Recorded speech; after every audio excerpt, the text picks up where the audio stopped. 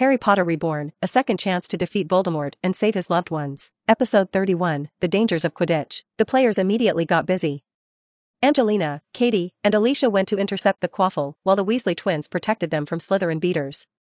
Oliver Wood watched with rapt attention, not losing sight of any detail. Both Seekers were flying higher than the other player, overseeing the entire stadium. "Oi, Longbottom." The Slytherin Seeker approached Neville and looked at him with a nasty smirk. Neville looked forward at the other boy and started to shake a little. The Slytherin Seeker was a much older boy than himself. He figured that he was at least a fifth year. What do you want?"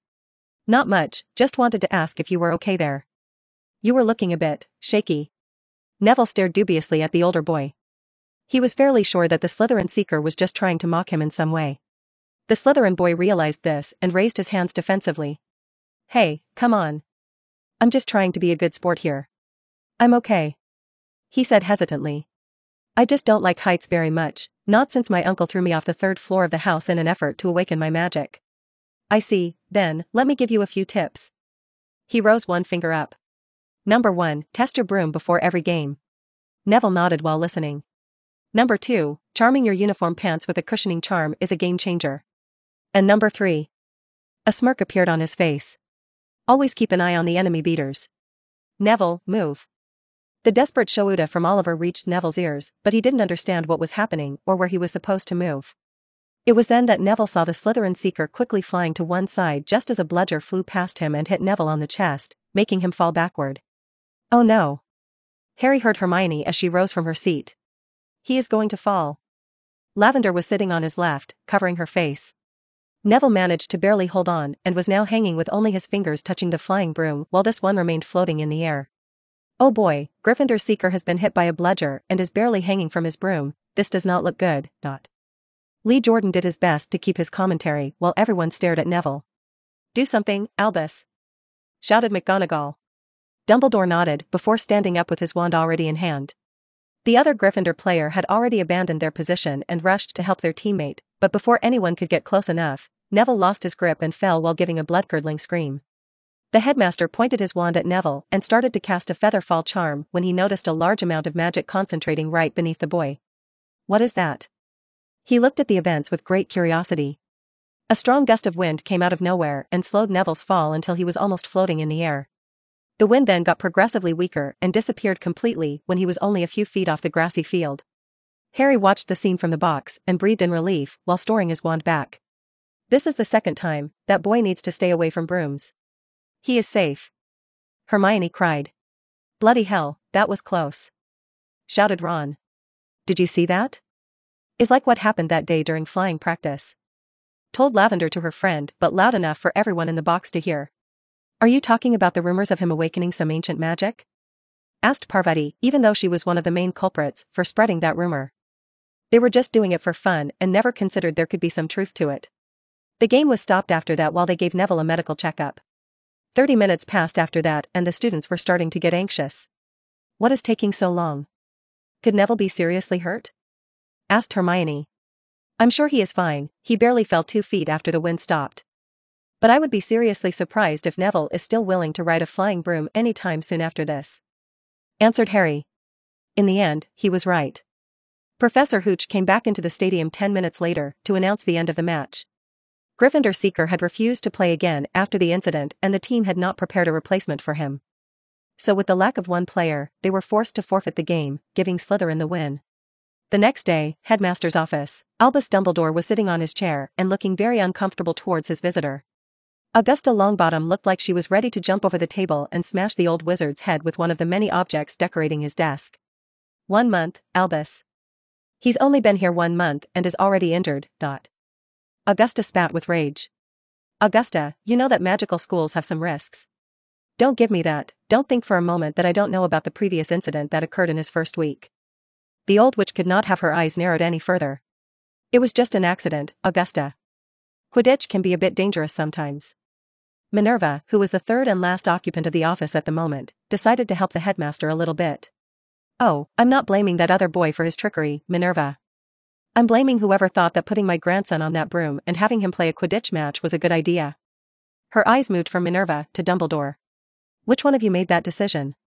"I made the suggestion," spoke the headmaster. I thought it would help young Neville with his confidence issues. After he almost broke his neck on his first flying class, you thought that would give him more confidence? And since when is that your job? I am her grandmother. You are supposed to educate him, nothing more. Augusta shouted. I can assure you that we just want the best for your grandson. Minerva tried to placate the angry woman. He has already left the team, he won't be playing again. Of course, he won't. I would not have allowed such a thing to happen again. The old witch looked at Dumbledore. I hope this is the last time I have to visit my grandson in the infirmary, Albus. I have you know that there are other options for education besides Hogwarts. The headmaster's expression changed a bit at this. That won't be necessary. There is no other place where he is safer than in Hogwarts, trust me. Humph, trust you, after what happened to, never mind. Augusta seemed like she wanted to say something more, but kept it to herself. Episode 32, Halloween, October 31st, Halloween night. The Great Hall was filled with people celebrating the feast. All eating, drinking, and laughing, for this was a joyous night, for most. Harry was slowly picking at his food, with conflicted feelings. He has always hated Halloween, it was the night his parents had been murdered, and if that was not reason enough, something bad tended to happen always on this night, as if a curse had been placed over this particular festivity. But now, things were different. Both his parents were alive and he even had 2 younger sisters. He did not feel sad or lonely, and that made him feel guilty. Was he being disrespectful to his original parents, the ones who gave up their lives for him if he enjoyed his time with his new family? They were the same persons, or at least, different versions of the same persons after all. He was not sure, and could only hope that time will help in that matter. But now he had another concern.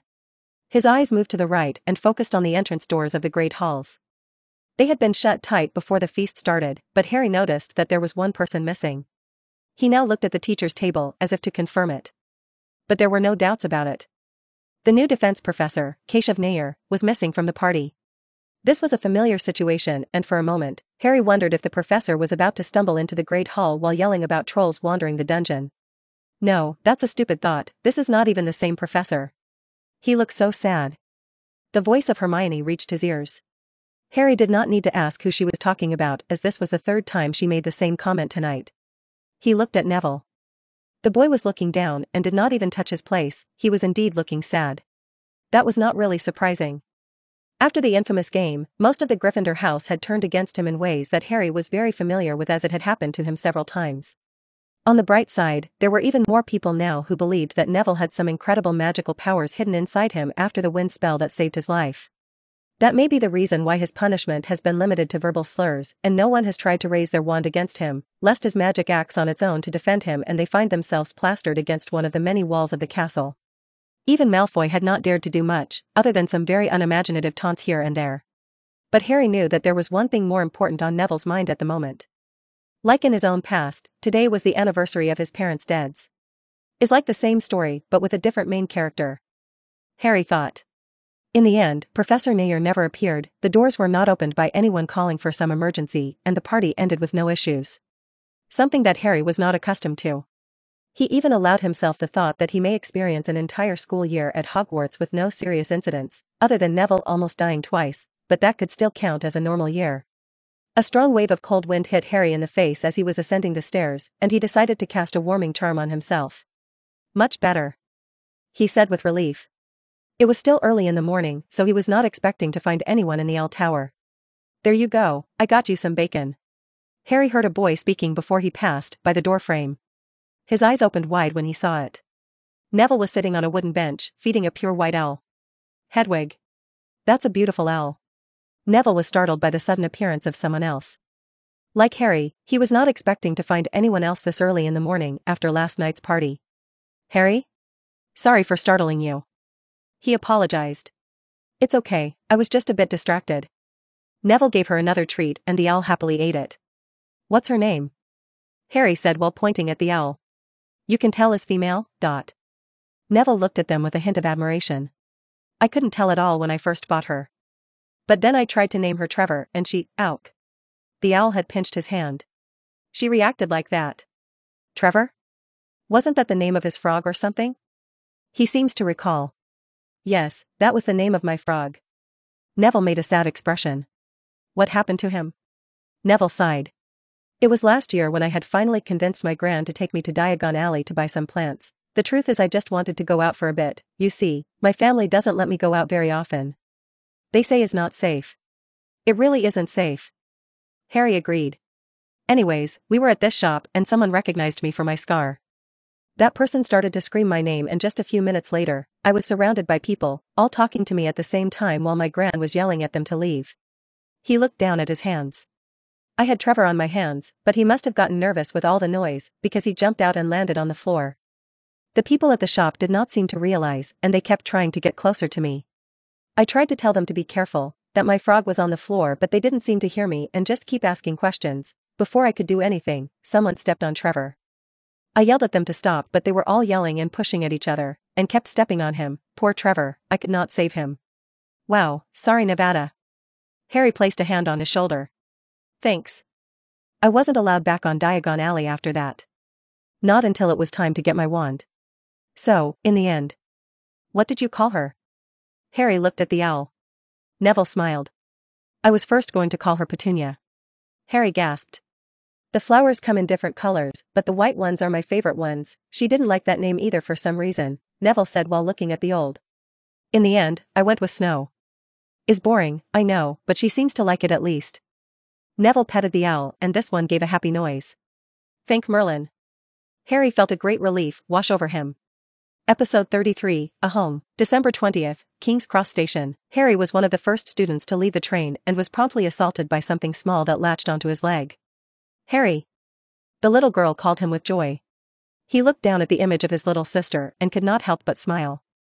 Harry got down on one knee and hugged her. Hello, Holly. How have you been? It was boring. She pouted.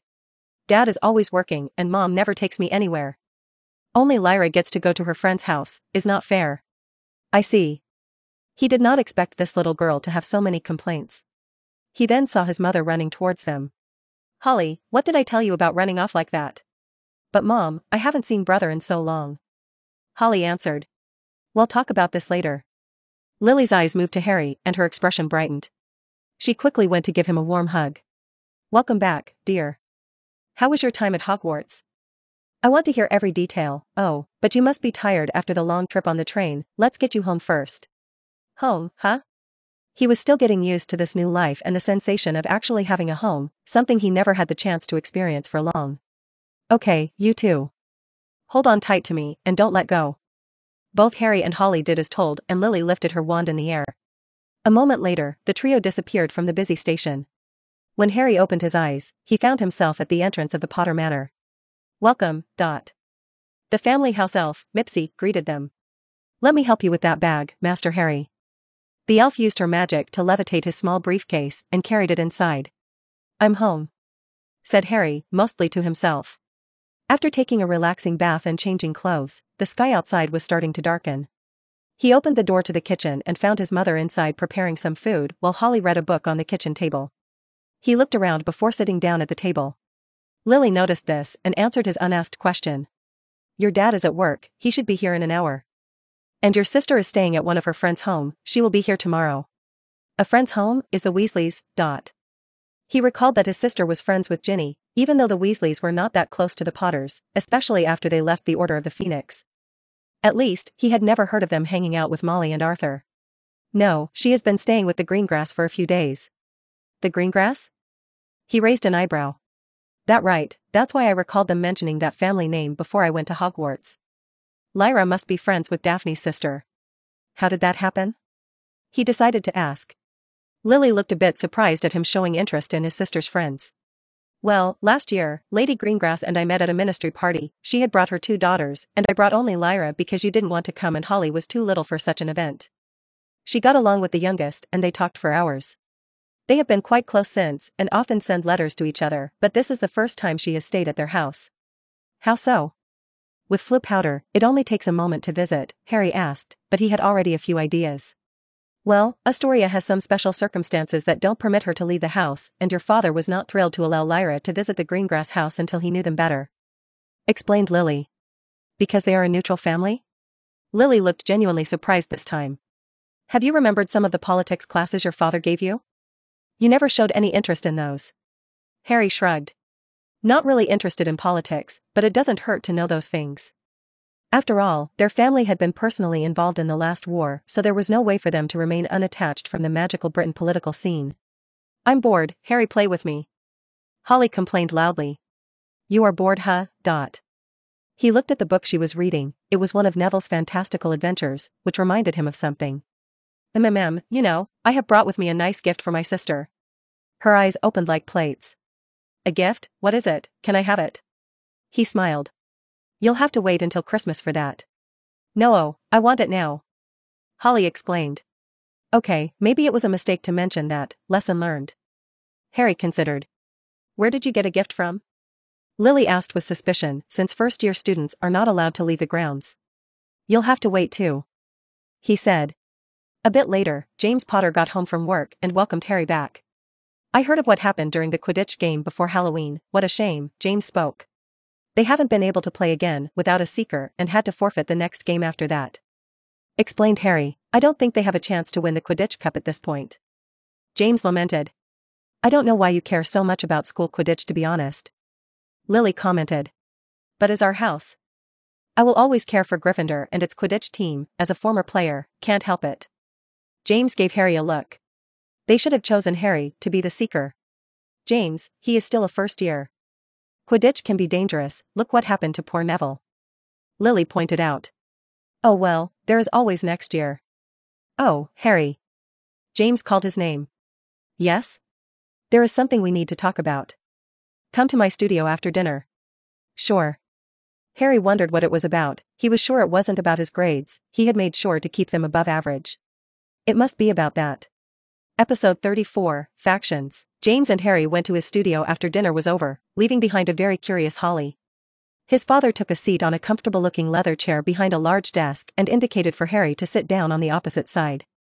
His expression looked serious, but Harry noticed a hint of amusement hidden in there. Do you know why I called you here? James asked. There is only one reason that I can think of. Oh, you do? And do to tell me, what is this reason? A sneaky smile appeared on his father's face. You must have received a letter from Lord Greengrass about a potential alliance between our families. Answered Harry. James grinned.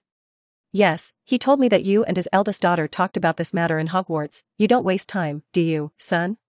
Harry raised an eyebrow, not liking what his father was implying. I merely suggested for Lord Greengrass to contact you for a meeting if they wanted to discuss something like a formal alliance. After all, neither Daphne nor I have that kind of authority. Was it the wrong thing to do? No, it wasn't necessarily wrong. But I think that you should understand a bit more about the political factions of magical Britain. For the last centuries, there has been a strong division among the pure-blood families. James said. Even before Grindelwald. He never had the chance to learn much about the political environment of the country before everything went awry, so there were many things he didn't know. Yes, Dark Lords like Grindelwald or Voldemort just took advantage of a problem that already existed and used it for their own purposes. The two current factions are most commonly known as the Progressives, led by Albus Dumbledore, and the Traditionalists, led by Lucius Malfoy, at least officially. Harry took note of that last part. The second faction was definitely led by Voldemort, but since he is still considered a criminal, Lucius is the official face of the group. These two factions have been bickering with each other about many different topics they disagree on, but the most common thing is laws that affect Muggles and Muggleborns. One side wants to make our world more accessible, while the other one wants to keep anyone who is not a pure-blood wizard or witch out of our culture. But there are some families who prefer not to choose a side and remain neutral. Harry added. James nodded in approval. Very well, yes. Families like the Greengrass among others. They decided to avoid permanently joining any side so they could pick and choose whatever was more convenient to them or what policy benefited them the most. As you can imagine, this kind of attitude did not make them very popular by either side. But if the family is powerful and influential enough, they can get away with it. Daphne told me her family is now suffering a lot of pressure from the more traditional families. Said Harry. Yes, and it seems like Lord Greengrass has made his choice on who he wants to ally with. Admitted James. This must be the reason he finally let Lyra go to their house. He must have gotten some reassurance from Lord Greengrass. Harry considered. So, do you know what is going to suggest in order to secure this alliance? His father asked. Harry nodded. Daphne had made it very clear. And what do you think about that? James asked. I don't think Mom would be pleased if I got married before finishing my first year of school. Harry delivered with a deadpan expression. James started to laugh. I bet she would not be amused at all, no. But this would only be an engagement, no one gets married this early in life. You can think of it as a long-term promise. The marriage itself would only take place after you are both adults. She told me that these types of deals are common among pure-blood families," said Harry. "Among some of them, the Potters have not done something like a forced marriage contract since the times of my grandfather. My parents married because they fell in love during their Hogwarts years, and I did the same with your mother. So even if Lord Greengrass suggests something like this, I would never agree to it, and neither will your mother. Lord Greengrass would not be pleased. He may refuse an alliance with us and go join with another family." Harry considered. There are other ways to secure an alliance, and I am sure the Lord is aware of that. Of course, a marriage gives the strongest bond between two families. I already have an idea of what to suggest to him, so don't worry. If you like this girl, you can court her in a few years. James gave Harry a playful wink. Harry made a surprised expression. Like her, is that what he thought was going on? Leaving aside the fact that she was just a child. Harry didn't have a chance yet to consider matters like love. He has only been in love one time during his previous life. After he lost his wife, Ginny, he never had time for things like that again. Always fighting, always trying to find ways to kill his enemies in more efficient ways, or trying to just survive one more day. He hasn't even taken the time to think about the moral dilemma that would be to date anyone in this alternate reality. Even if he ignores the age difference when it comes to mental maturity, this entire world still feels somewhat surreal to him, and being together with someone here would feel like he is replacing someone he knew for a copy of that person. The mental image of an adult Ginny appeared at the front of his mind, and Harry shook the thought away. It is easier to form genuine connections with people he never knew in his past, like his parents or sisters, since everything is new to him. But for those like Hermione, Ron, or Ginny, it will take more time until they stop feeling like copies of people they once knew. James was looking at his son, who seemed to be in deep introspection, and he concluded that his son was nervous about the Greengrass girl. "Son, don't you worry." He gave Harry a thumbs up. Potters always get the girl they want in the end. Harry tilted his head to the side in confusion. Huh? Episode 35, The Contract. On the next day, Lyra came back home accompanied by Lord Greengrass and Daphne. After exchanging the formal pleasantries expected from this situation and nothing more than that, the parents moved the conversation to the privacy of James' studio where he had been talking with Harry the day before. The room was big enough to comfortably fit 10 people, so it was not a problem for the current meeting. Lord Greengrass and his daughter sat on one of the couches, while the Potters sat on another one that was placed on the opposite side. Lord Greengrass pulled a piece of parchment from inside his robe and placed it on the short table that was between the two families. He then proceeded to take out a small box that, when opened, revealed a very expensive-looking quill. Harry knew there was something special about that parchment since it had a great number of runes he recognized, but he could only guess the function of the complete array, as that would require a closer and more lengthy examination. For the quill, however, he did not even need a second to identify it. He became very familiar with that particular type of quill during his 5th year at Hogwarts. And judging from his mother's expression, she also knew what it was. A blood quill? What did you bring that for? Lily raised her voice more than she had intended, making Lord Greengrass's expression change momentarily to a light frown. Calm down, Lily. Blood quills are commonly used to sign important magical contracts. James tried to explain to his wife. Indeed, as Lord Potter said, blood quills are a necessity for this type of contract. Blood is the most efficient way to ensure a deal, as that is the source of our magic. Lord Greengrass spoke with a grave voice. Lily observed the parchment with interest. What kind of contract is this? I never seen protections like these ones in a contract, and some of the runes are of globuling origin. That's because this contract was made by Gringotts goblins. Once the contents are written and signed with blood, the contract becomes unbreakable and is also enforced by the Goblin nation. Is the most secure type of document that money can buy, explained Lord Greengrass. Daphne listened to her father talk with a prideful expression. Impressive. Now all that is left is to discuss the contents of such a contract. Why don't we start with, what do you expect to get, Lord Greengrass? James looked at the other lord. Lord Greengrass moved his long blonde hair out of his face and observed James for a moment before speaking. What I want is very simple, protection for my family, you know from who. Once he realizes our refusal to join his side, he and his followers will show us no mercy. You don't need a contract for that. Of course, we will help your family, exclaimed Lily. Lord Greengrass gave her a stern look. And I am meant to trust the future of my family and house on your word, Lady Potter? No offense, but old magical families like ours do things differently, Father Daphne warned. I hope you are not suggesting that my wife is not to be trusted because she is a Muggle-born. James had a hard expression on his face as he said those words. Lord Greengrass did not seem to mind. Do not twist my words, Lord Potter. I don't share those silly beliefs that some of my fellow lords and ladies like to speak so much about. He looked at Lily. Lady Potter, when it comes to the safety of my family, words are not enough. Not from you, your husband, or anyone else, regardless of their blood status or political position. Lily made an expression of disapproval. While I can agree with some of that, being distrustful of everyone is not a healthy attitude. It has maintained our legacy for many centuries, while other old families have disappeared over time. Rebuked Lord Greengrass. Now, let's get back to the matter in question. To cement this alliance between our families, I propose making a marriage contract between our heirs. Yes, I thought you were going to propose that. James looked at his wife with a troubled face. Is there a problem, Lord Potter? Lord Greengrass frowned. Let me make it very clear that we are not looking down on your proposal.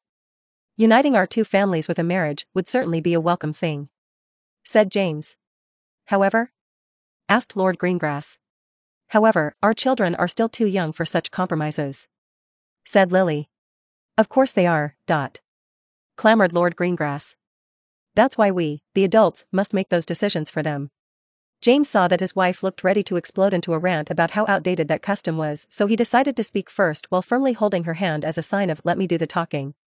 Yes, that has been a tradition between pure-blood families since before Hogwarts was funded, I am aware of that.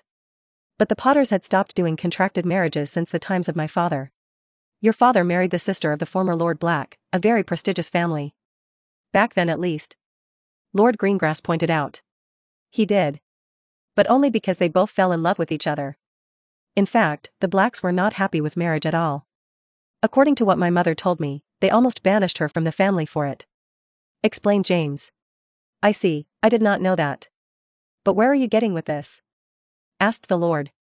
What I'm trying to say is that I want my children to have a choice, like my father did and like I did. James looked at his wife with a warm smile. I want them to be happy and marry someone they truly want to spend the rest of their lives with. I will not take that choice from them. Choosing who to marry without taking into account what benefits it could bring to your family? Daphne looked at the Potters with a complicated expression. That seems very selfish to me. So, I am to understand that a marriage contract is out of the table then. What do you propose then, Lord Potter? Lord Greengrass looked at James. James returned the look. I wouldn't say is out of the table yet. But, I discussed this with my wife and we have an idea that could work for everyone. The character of Lord Greengrass has been inspired by a more toned-down version of Lucius Malfoy. I hope you guys like it. He still doesn't have an official name yet. So I will listen to your suggestions if you have any.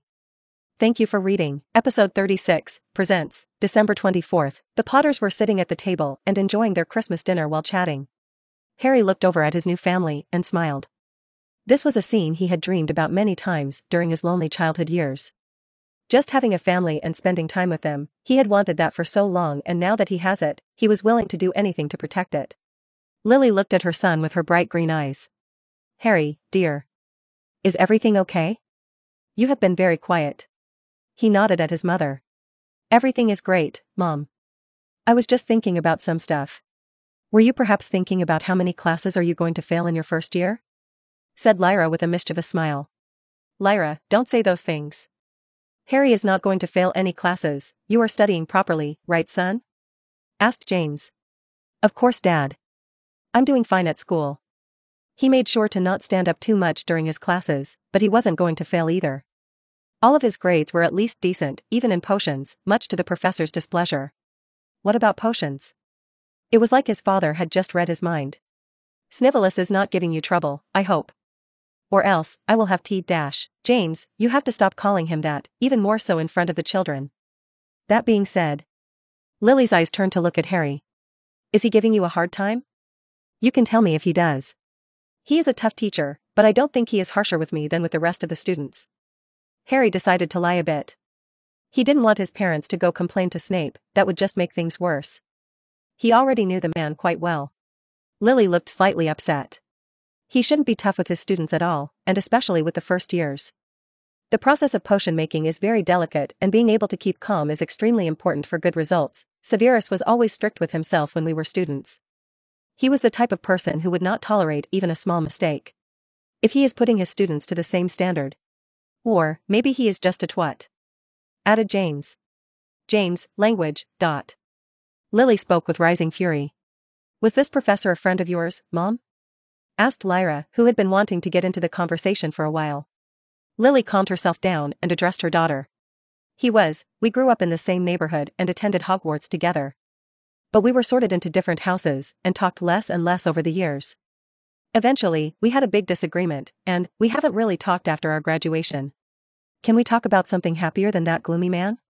I mean, it's almost Christmas already. James pointed at the clock hanging from the wall. The needles were only 10 minutes away from midnight. We have presents to open. The mere mention of the word presents seemed to have awakened Holly from her slumbering state. Presents, yes. She started to yell.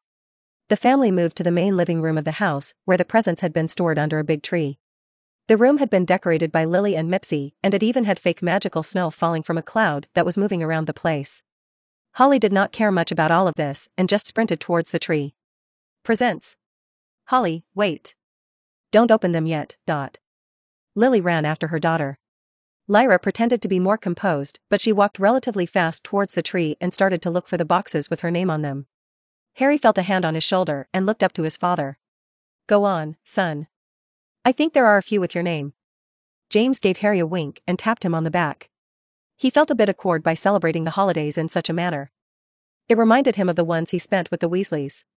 But he never grew accustomed to them, always feeling like a bit of an outcast in them. This was supposed to be his real family, but he could not help but still feel like that. Pushing the negative thought aside, Harry found 2 boxes with his name written on it. His 2 sisters were already busy opening their presents, so he decided to do the same. Inside the small box were 2 books. One looked new, while the other one was a fairly worn-out notebook. This is? Oh, that's mine, said his mother as she moved to his side. The cover of the new book said 100 Tips and Tricks for Young Potioners. That book contains a lot of incredible useful information to make your potion class much easier. I always lamented that I only found out about that one when I was in my 4th year, so I told myself that I would get one for my children when they were old enough. She pointed at the other one. I figured that Severus could give you a hard time. That notebook is from my own first 3 years. It has a lot of useful guidance on how to perform the potions from Hogwarts curriculum. It was written by both me and Severus. But don't let him see it, he may get mad. Harry opened the notebook. It was filled with notes handwritten by his mother. I would have given anything to have a memento like this in the past. Lily gave him an apologetic smile. I know that books are not a great present for children. So I put a lot of candy at the bottom of the box. No. This is great, thank you, Mom. Harry smiled softly, doing his best to contain his emotions. Open mine now, come on. James approached them. You are going to love it. Harry nodded and opened the box. There was some sort of clothes inside. No. These are not clothes, this is, James, is that what I think it is? Questioned Lily. Hee, this is my good old cloak of invisibility. James proclaimed proudly. Episode 37, Back to Class, January 8th. Harry was somewhat glad to be back at the castle. It wasn't that he didn't enjoy spending time with his family. But he felt more restricted at this house. Here in Hogwarts, he had access to several hidden places like the Room of Requirements, where he didn't have to worry about being seen by the students or teachers. But at home, it was a different story. The house was quite big, but it didn't have any places where he could do magic without taking the risk of being found out by his family or their house elf. He hated the fact that he could not be himself in front of his own family. But revealing the truth was not an option he could take right now. Even if he could somehow convince them he was telling the truth, he would be placing a heavy burden on them. But more than that, it scared him. He has no idea how would they react after learning that their real son is actually dead and instead they have been living with some alternate version copy of him. Harry. The voice of Hermione shook him from his negative thoughts. He lifted his head to look at her. Finally. She huffed with annoyance. You know, sometimes you seem to get very lost in your own world. What were you thinking so hard about, Dot? Yes, I'm afraid that is a quirk shared among geniuses. He joked. Hermione rolled her eyes. Sure, so, wanna go to the library? The library already? We just got back and we don't have any pending homework and there will be no tests for at least 2 more weeks. Harry looked around the common room. Classes were over for the day, but the students still had several hours before dinner, so most of them would be hanging around in different parts of the castle, leaving the common room almost empty at this time of the day. Other than him and Hermione, the only occupants at the moment were Lavender and Parvati, who seemed to be having an intense conversation on a couch close to the fireplace. Hermione made a troubled expression. I know, but there isn't much to do now. Ah, I see. He now realized the problem. She was bored. For him, being alone was not much of an issue. Despite having many companions and comrades during the war, he would often travel alone for long periods of time. And now, leaving aside the fact that he did not enjoy interacting with children that much, he had much to do, making it impossible for him to get bored. But for Hermione was different. Her personality made it difficult to make friends of her age. The only one who gave her any attention was Harry, but he wasn't great for company as he spent most of his free time training at the Room of Requirements. What she needs right now more than books are some friends. But she doesn't get along with either Ron or Dean, making it very difficult for her to interact with Neville. Harry looked back at the two girls on the couch. I guess it wouldn't hurt to try. You are roommates with those two, right? He asked. Hermione turned around to observe the girls for a moment before nodding. Why? She asked. Do you talk with them often? Well, we sleep in the same bedroom but don't talk much. On the first day I tried to tell them all I had learned about the castle and Hogwarts, a history, but they didn't seem very interested. They also don't seem very interested in any of our classes, so I gave up on interacting with them.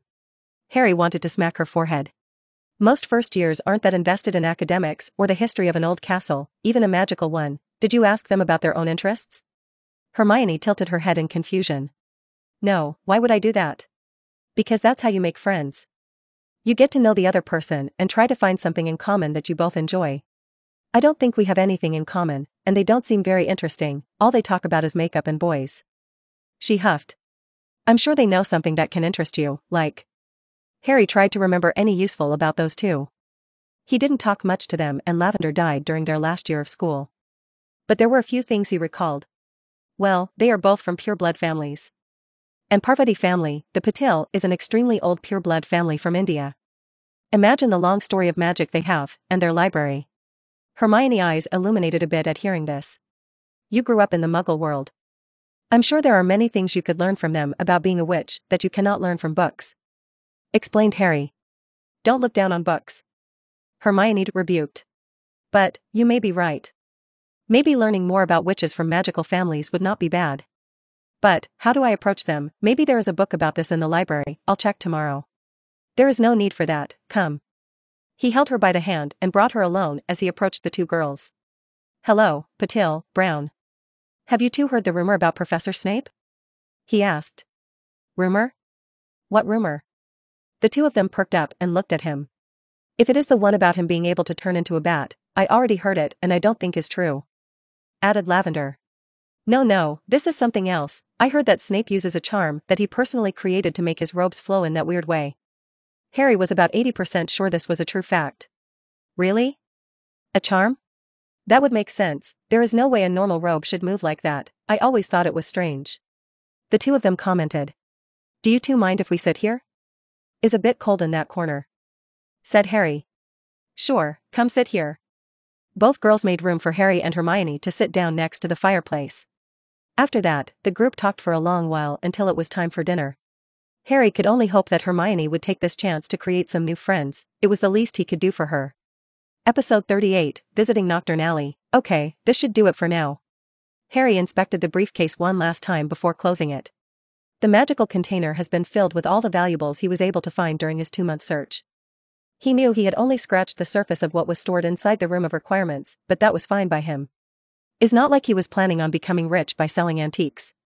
He only intended to get enough money to buy the materials he required at the moment. He was not a greedy person by any means.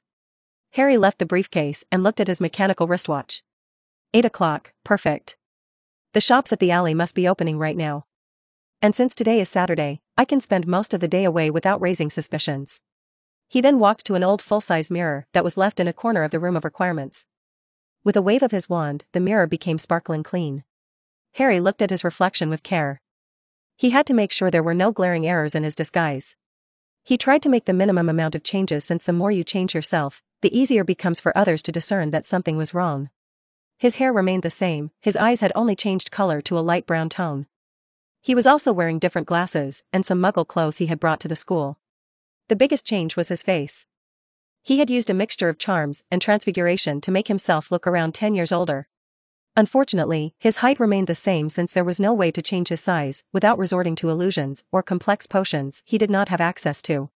So ended up looking like a very short young man in his early 20s.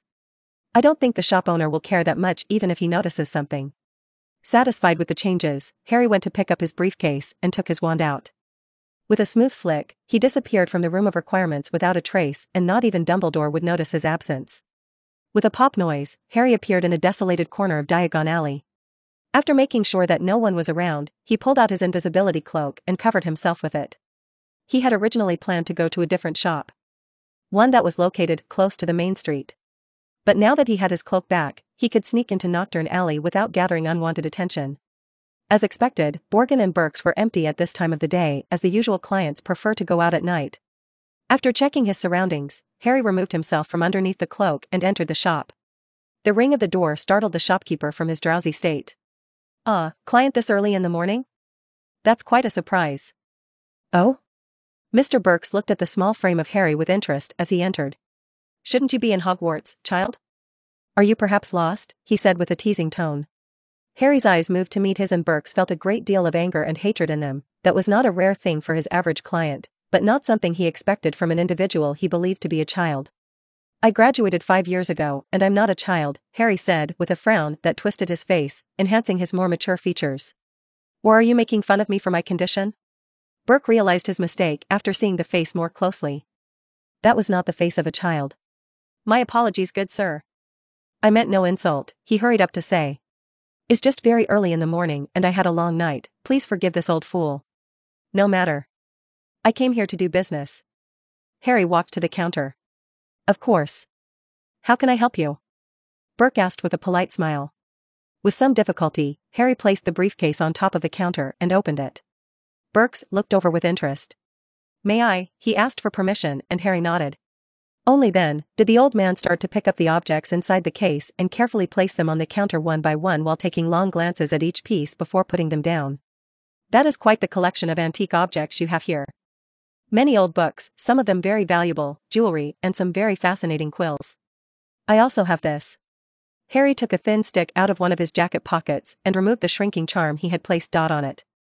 The stick turned into a full-size broom and was also placed on the counter. A Nimbus 100. That's quite the find. The collectors of flying brooms go crazy for these old models, said Burks. He then gave Harry a measuring look. I don't mean to be impolite, but I am required to ask. If I may, where did you find all of these things? Harry was already expecting this question. My uncle had recently passed away and left me his house as an inheritance. I found this thing while browsing around the house. Is a very old house, you see. Oh, I understand. I'm very sorry for your loss. But when we lose something, we often gain something else in exchange, don't we? It was obvious that Burks did not believe a word that Harry said. But the man did not really care if the merchandise was stolen. So, are you interested in buying? Asked Harry. Of course, let me see. The old man pretended to think for a minute despite already knowing the value of most of the objects he had seen. What about 10,000 gallons? Harry frowned. He was no expert in books or jewels, but he knew the broom alone should be worth around that much. This old goat is trying to scam me. Episode 39, The Looming Threat. After 10 long minutes of back and forth, Harry managed to get a deal for 50,000 gallons. Here. He passed Burke a small piece of paper. This is, the old man picked up the paper and read it. A list of things. There are several types of items listed in the paper. A variety of precious metals and stones, a new set of runic inscription tools, dragon hide, and small arc stones. Small arc stones, how small are we talking? For the warding of a property, the smallest one recommended is 4 inches. Asked the old man. Around half an inch in diameter. Explained Harry. One that small would be considered scraps, no one uses them. What would you want something that small for? Asked Burks. It doesn't matter what I want them for. Can you get them for me? I may know a provider, but it won't be cheap. You just said they were just scraps. Harry reminded him. The old man chuckled. Yes, but you need to know an arcstone craftsman to acquire them. Now, let's talk about the price for this list of yours. They then discussed for almost an hour until an agreement was reached. Harry will get all the items on his list plus 10,000 galleons in exchange for the antiques. This meant that he would not have enough for the alchemic ingredients he was planning on buying later on, but there was still a lot of time to get those, so he didn't complain. "Come back in 2 weeks and I will have everything ready," told Burks to Harry before he left the shop. It was almost midday when he stepped outside, but he felt more tired than after training for hours. "Let's get back to Hogwarts and take a nap." "There you are." Harry was on his way to the kitchens when someone called for him. "Where have you been all day? I have been looking for you," Daphne told him while she kept turning her head back like she was making sure no one was behind them. "I was busy with some things, and I thought we weren't supposed to interact much in public," said Harry. "We are not, but there is something important." Daphne kept looking around. "Fine." Harry took out his invisibility cloak, got close to Daphne, and wrapped them both underneath. "What are you? Is this an invisibility cloak?" Her anger at his sudden physical closeness faded quickly. "Stay quiet, the cloak doesn't block sound," Harry whispered. She looked displeased but chose to comply and remained quiet all the way to the room that seemed to have become their private meeting location. "Maybe we should give this room a name after all. We keep coming back here." Harry removed the cloak after the door was closed. "Meeting room? That should do it," suggested Daphne. "So imaginative, sure, meeting room. What was that important thing that could not wait until tomorrow?" Harry sat down on one of the couches. "I had a long day." "Stop talking like an old man, this could not wait any longer, is too big," Daphne said with a rare show of emotion. "Okay. I'm listening." "Professor Nair is an assassin," she said with no hesitation. "What, but he is one of the best teachers that, hold on." Harry took a pause to think about it for a bit. When did Hogwarts have a good teacher who didn't try to kill a student by the end of the year? He looked at Daphne. "Fine, he is an assassin. Anything else? You have accepted this surprisingly quickly." Daphne looked a bit taken aback. "Yes, well, some things just make sense, I guess." "Who is the target?" "Take a guess," she said with her arms crossed. It must be the Weasley twins then. They must have pranked the wrong person this time and then, is Longbottom," cried Daphne. "Of course he is." Harry rolled his eyes. "You asked." "But the Weasley twins was not a bad guess. I have heard about some of the pranks they have pulled on my housemates, and let me tell you, they are not happy." "How did your father find out about this?" asked Harry.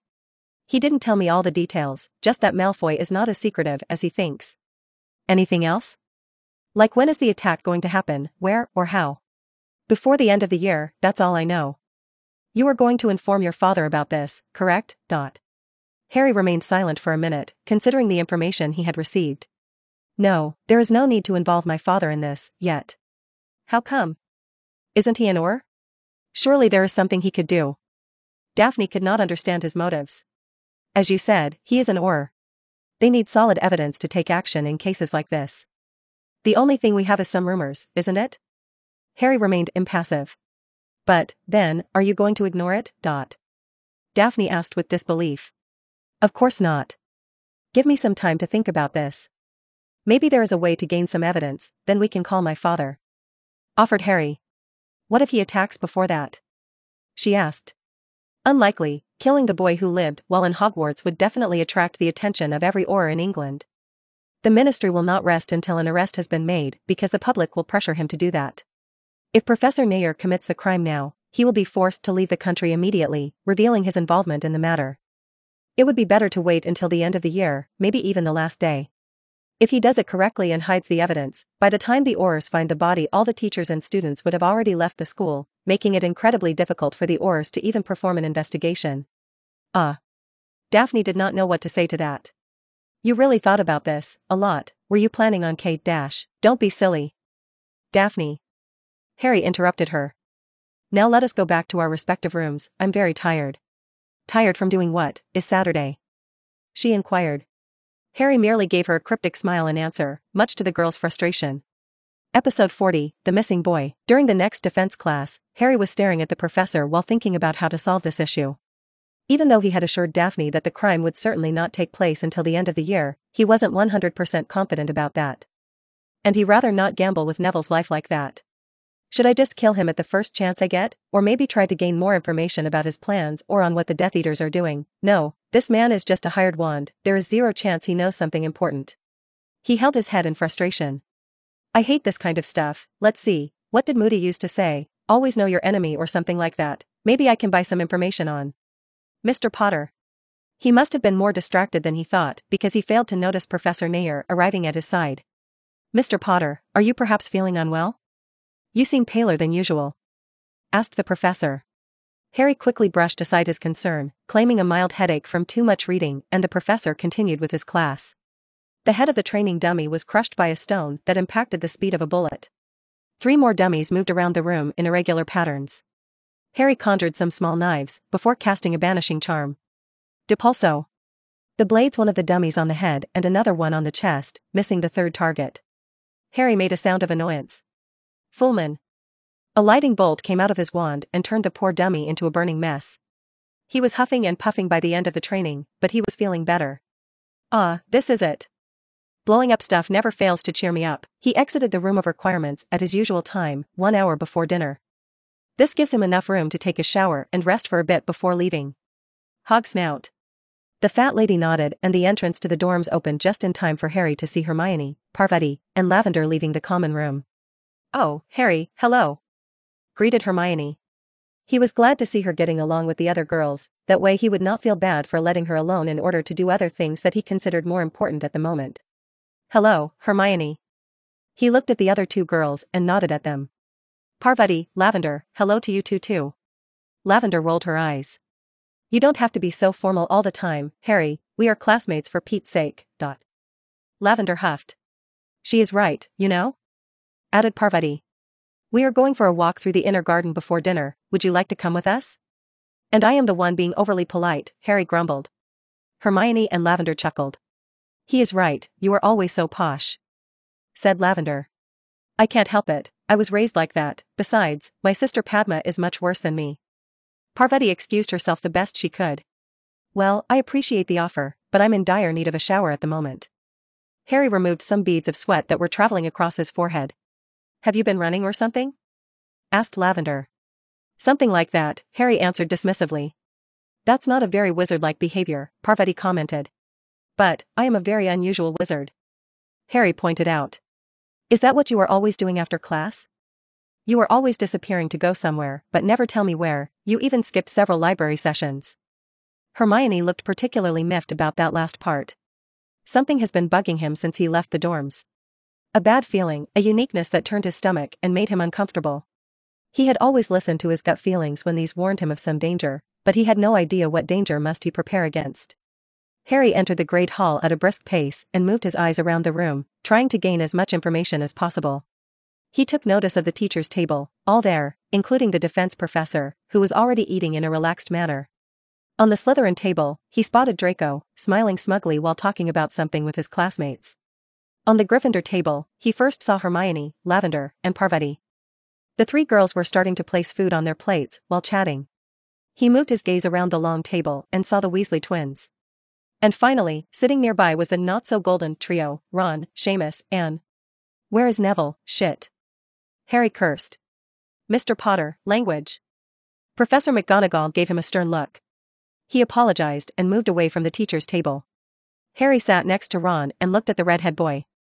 Usually, Ron would be stuffing his face from his overfilled plate, so, seeing him slowly cutting a piece of chicken and barely eating any of it, was beyond weird. Something must have happened. Hey, Ron, Seamus, is Neville not coming down for dinner? He tried to ask casually. Ron stopped eating and frowned. He seemed upset at the mention of Neville.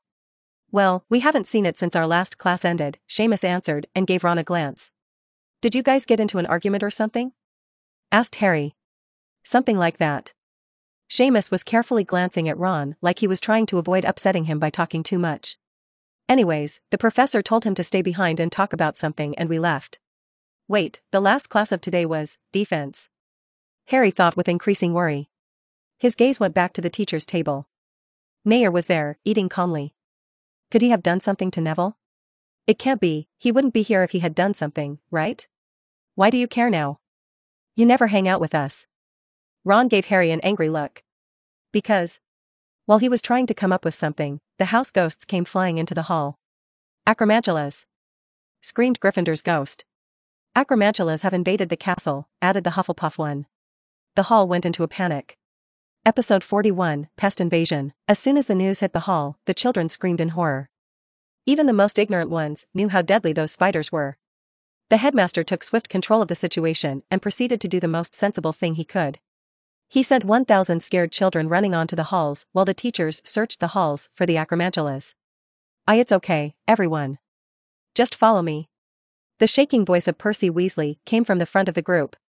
They had separated the Gryffindor students into several groups, and he was put in charge of guiding the first-year students. No matter how nervous or scared he was, Percy swore to himself to get the job done. "Is this way, Percy?" shouted the fifth-year female prefect when she saw her partner make a turn into a hall with no exit. "I knew that." Percy turned around and walked the other way. Yeah, he totally knew that. Of course, there is no way the prefect would panic and get lost during an emergency. The Weasley twins laughed. "You two are not helping," cried the female prefect. "We weren't trying to," the twins said in unison. "Why are you two even here? You are third years," complained Percy. "Mom always said that family must remain united," said Fred. "And we wanted to see you in action," added George. Percy ignored the mocking tone of his brothers. This was not the time. "Do not worry, we'll be at the dorms soon enough." "Well, be safe then." Looking at the terrified faces of the first year, he decided to add something else. "Even if we encounter one of those beasts, I know just the spell to take them down," Percy claimed with confidence. It was something like, Aranya Exuma, or maybe Exuma Arania? I think it was something like that, yes. That doesn't sound right. The other prefect made a complicated face. Oh yes, because when it comes to performing magic, it's important to be as vague as possible with your incantation, right? Of course, that's what all the teachers say. Just shout something that sounds more or less like the spell you are trying to cast. The twin said with a mocking smile. You two, that's enough, the prefect demanded. Children, don't panic and stay close to each other. Make sure no one falls behind, she instructed. At the back of the group were Hermione, Lavender, and Parvati. I'm so scared, and those seniors at the front are not being very reassuring, said Parvati.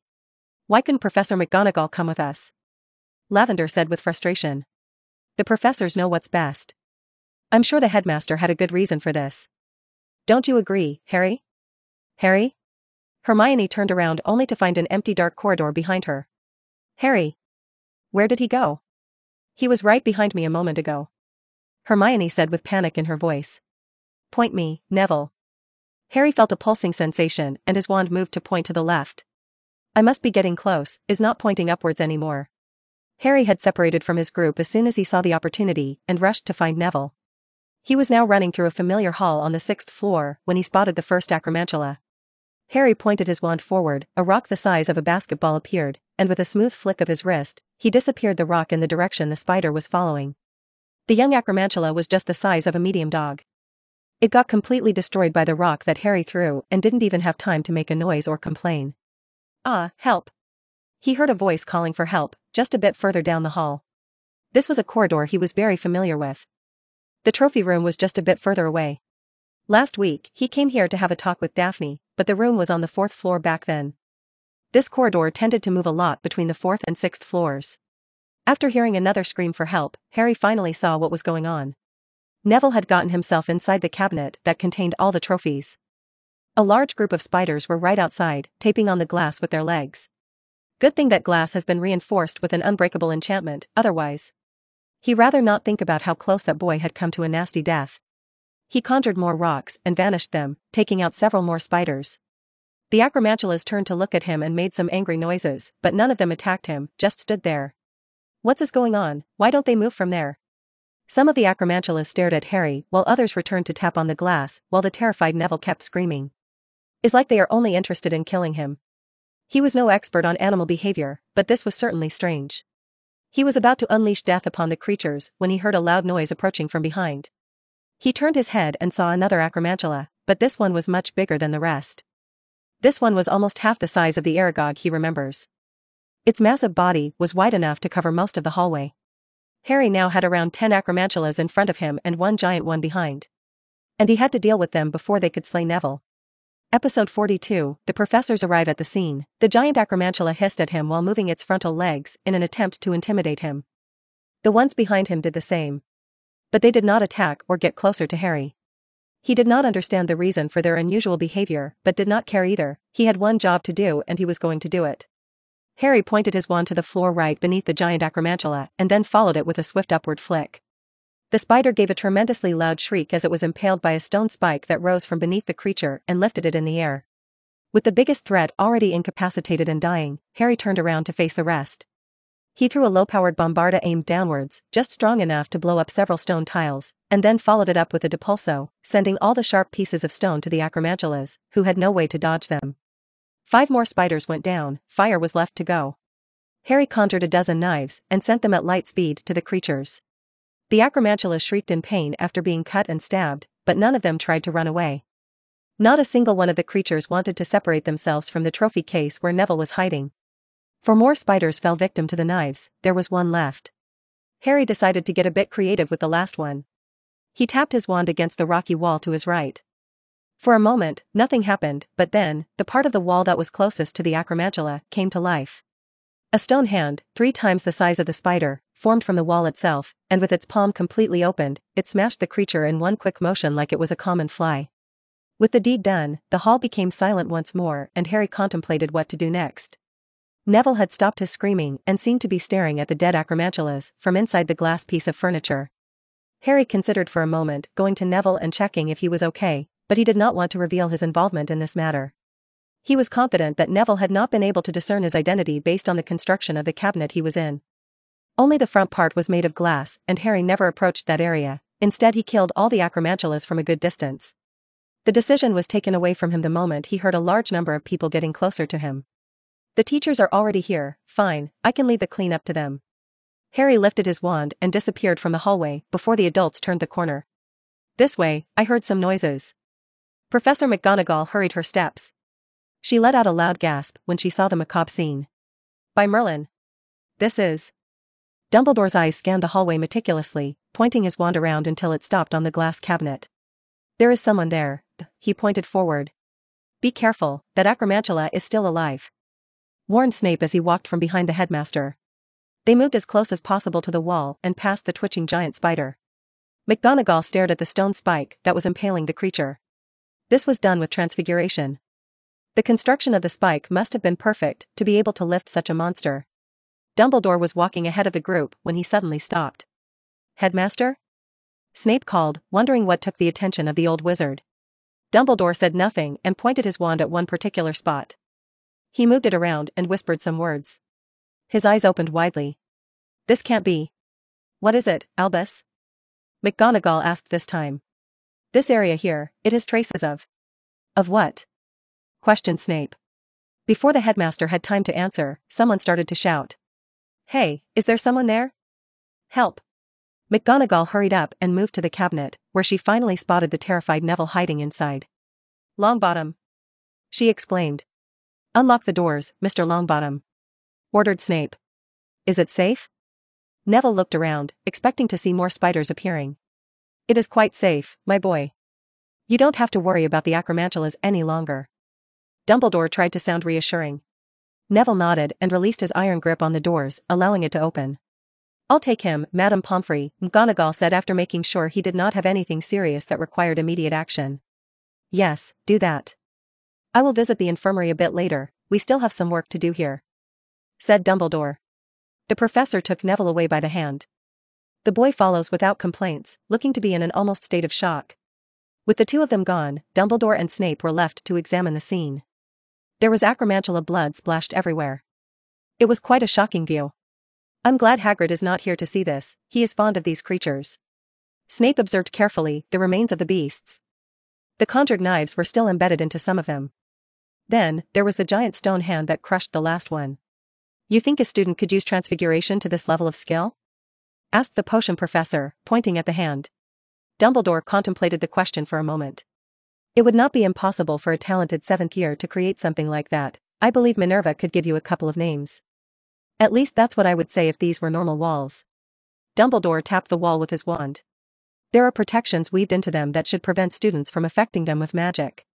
So, not the work of a student then. Is that what you think? Asked Snape. I have one more reason to believe this wasn't done by someone so young and inexperienced. Whoever did this, he or she, escaped with apparition. Snape was filled with shock. From inside Hogwarts? That's impossible. Yes, well, there is always a way to make the impossible possible. Episode 43, Useful Tools. The next week was not a fun one for Harry. He was first scolded by Hermione for disappearing all of a sudden and then got a week of detention with Mr. Filch. If that was not enough, Daphne has been contacting him and demanding to take some action against the professor. It took a lot of effort to convince her to wait. He had to get some solid evidence to warn the Aurors. Showing their cards too soon would only serve to put Neville in more danger. The poor boy was traumatized enough after what he went through with the Acromantulas. He was taken away by his grandmother the day after and he still has not come back to school. But it wasn't all bad. At least on Friday, he had received some good news. The items he had requested from Borgin and Burke's are finally ready to be collected. He was sitting comfortably on a sofa inside the room of requirements. In front of him, sprayed over a wooden table, was a series of objects. Ingots of different metals, shiny stones, rune carving tools of high quality along with some other crafting tools, and finally, 2 wand holsters and a wand. I spent most of my money, but I think it was worth it, especially when all of that money came from selling things he found inside this room. He started by picking up the wand. He wasn't sure of the wood, it looked like oak. His only requirement for this wand was that it had to be impossible to trace and it needed to have a phoenix feather core. It always had been his most compatible one. He felt the wand bond to himself immediately. As long as the wand had no owner, he would have no issues bonding with it. It feels a bit weaker than my other wand, but... He gave it a flick and conjured a blade in front of him. With a swift push, he sent it flying at a tremendous speed until it ended up stabbing one of many shelves of the room. The blade became embedded up to the hilt before disappearing. Harry nodded, looking satisfied. This will be useful in case I have to fight using less legal spells. In his honest opinion, the ministry was too strict with its long list of illegal magic. And if he was going to be fighting dark wizards, he was not willing to hold back. He put on one of the holsters on his left hand and stored the other one. He activated a runic cluster on the holster that would prevent it from being seen and placed his spare wand inside. It was better to keep them hidden. A wand holster was not something a student would normally carry. He would only put on the other one when going outside. Now, let's see. He picked up one of the precious stones. It was completely clear, like a piece of glass, and had some marine on the surface. This was one of the many arkstones he bought. These stones had a single purpose. They were able to store large amounts of magic to be used at a later moment. Their primary application was to power up wards. Normally, wards will consume just a little bit of magic to operate so they can function with just the ambient magic in the air. But if the property becomes under attack, that's when the heavy defenses are activated, and the consumption of magic would increase drastically. Without one of these stones to keep powering the wards, these would collapse in a matter of seconds after the attack started, making them pointless. They had been used in every ward since the creation of the magical ministry, 5 centuries back. The one under Hogwarts was well over a millennia old and is at least 100 times larger than any other one on record, making its existence very much a mystery for Harry. But not many people knew about that one. It was a piece of knowledge that one headmaster left for the next. If more people knew, they would be going crazy to get it. Harry said. The ones on the table were much smaller than the minimum required for ward use, even for a small house, so people didn't have much use for them. They could be used to power a magical artifact on rare occasions, but Harry had another use for them. Something that wizards of this era had not come up with yet. People can get a lot more creative when their race is being massacred into extinction, I suppose. There was a lot of bitterness in his voice. He examined the little stone. It was around the size of his fingernail. But even a stone this small was able to hold more magic inside than your average adult wizard. The idea is to embed these small arkstones onto jewelry pieces that you can carry around with you. When you feel you are getting close to being magically exhausted or when you are about to unleash some grand magic, then, you activate the stone and transfer the magic to yourself, like having an extra battery. The runic work for these artifacts was also very simple. Harry had the idea after a particular exhausting battle and then all it took was to spend a few hours with Hermione to come up with the necessary runic cluster to activate the transference.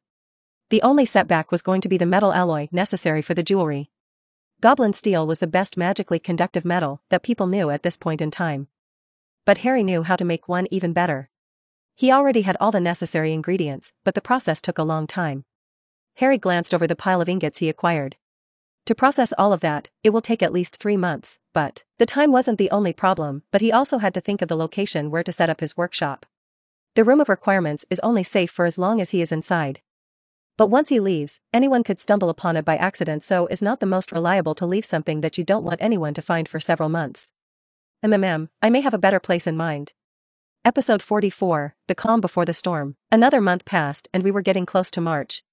Neville came back to school after 2 weeks away and Harry could finally find out what happened that day.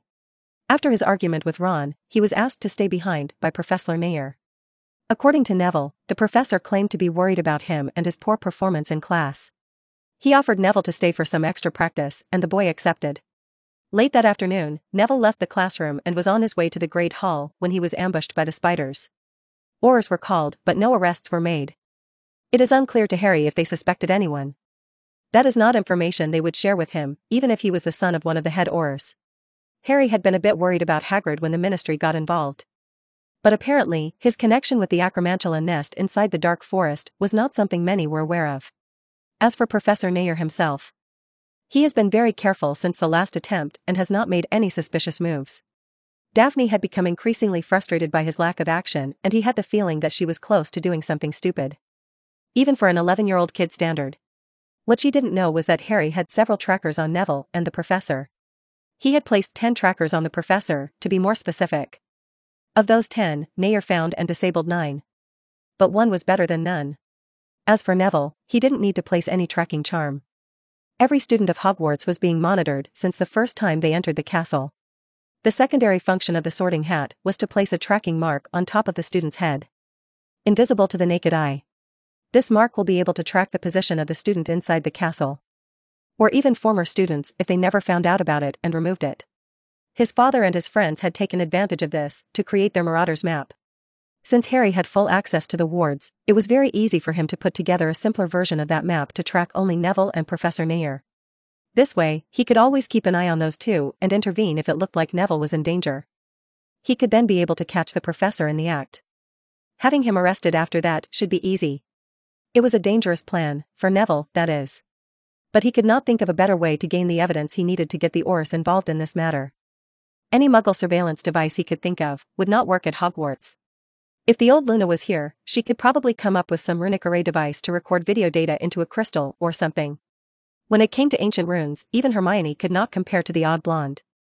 This would be so much easier if we're at war. Harry said while reminiscing about his past.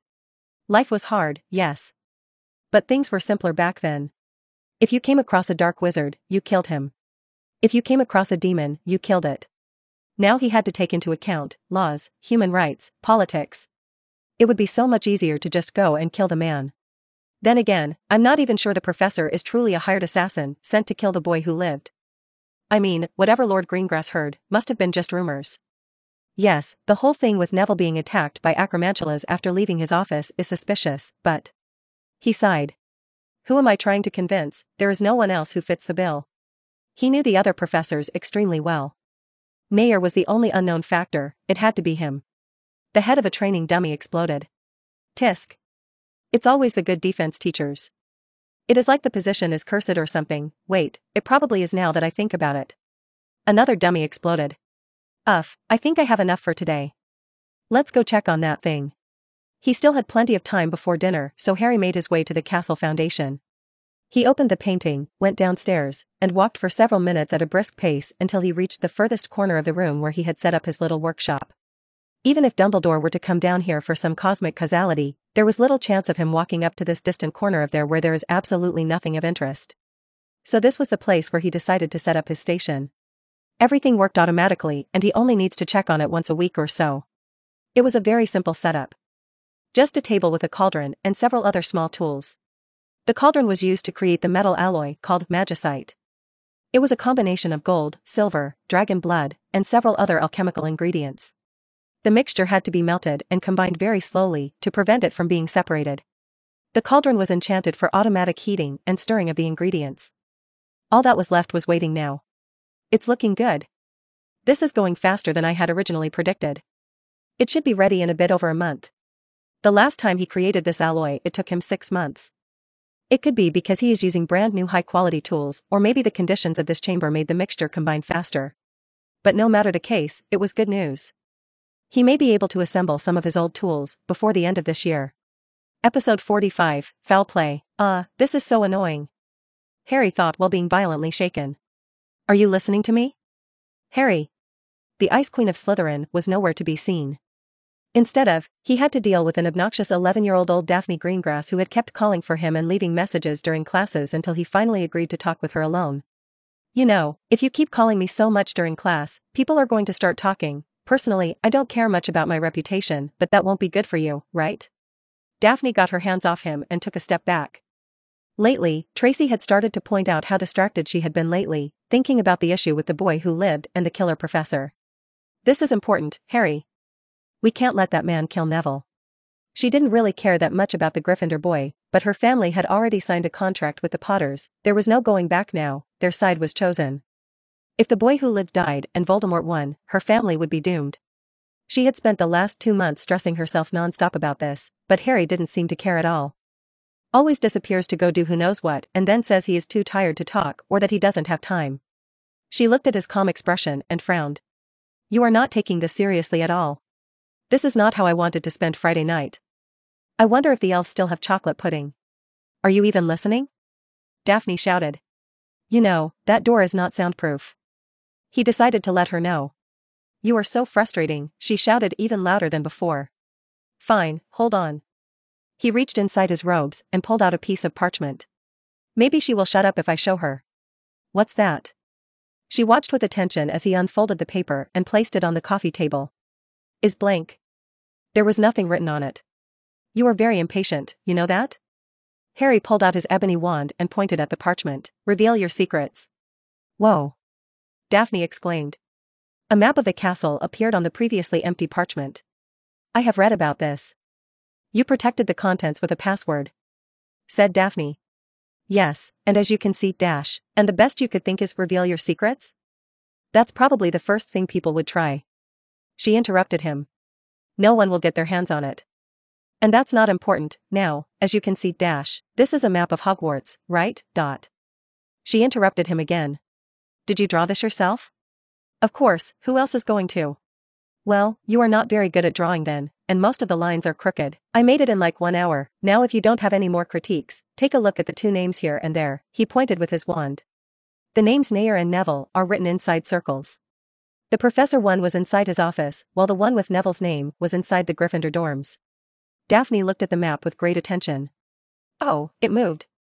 Neville's circle moved from his room to the common room. I put a tracking charm on those too. This map shows you their actual location inside the castle. If the professor tries anything, I will know thanks to this device and I will intervene or call a teacher. This is impressive, admitted Daphne. I'm glad you like it. Now as you can see, I have everything under control. There is no need for you to worry about this matter any longer, just leave it to me. Harry hoped that this would be enough to appease the girl, so she stopped bothering him. Wait, you put a tracking charm on the professor of defense against the dark arts? And he didn't notice? She sounded dubious. I put 10 tracking charms, actually. He removed 9 of them, but was unable to find the 10th one. He explained. 10 tracking charms? But isn't there a spell to detect them? My dad said he was going to teach me next summer. He said it was important, for my own protection, to learn to detect and remove such charms. Daphne said. Well, of course there are ways to detect them, and once you find one, removing it is very easy. But I know a few methods to hide them well and avoid most methods of detection. Daphne looked impressed enough. How do you know so much about these charms? They are not even part of the school curriculum. Did Lord Potter teach you about them? Is not that complicated actually. He avoided the question. All that is needed is. Harry stopped talking all of a sudden as he realized something. Wait. What is it, Harry? She looked at him, wondering what could be the issue. Now that I'm thinking about it, is strange. The method I used was not a bad one, but there was no guarantee to work against a wizard who was very knowledgeable in charms. He was able to find 9 of my trackers, but not the last one. Why didn't that strike me as odd before? He knew why. He has been preoccupied with other matters and hasn't been giving this much thought even if he didn't want to admit it. For someone else, having an assassin waiting to strike at any time would be something nerve-wracking, but for Harry, it didn't rank very high on his priority list. However, it wasn't his life the one that was on the line, so he should have been paying more attention. He looked at Daphne for a moment. It seems like he is going to have to involve the adults after all. He can't let this continue now that he suspects foul play. We may have a problem, I need you to contact Without any warning, the door opened with a banging noise, and a big figure stood at the entrance of the room.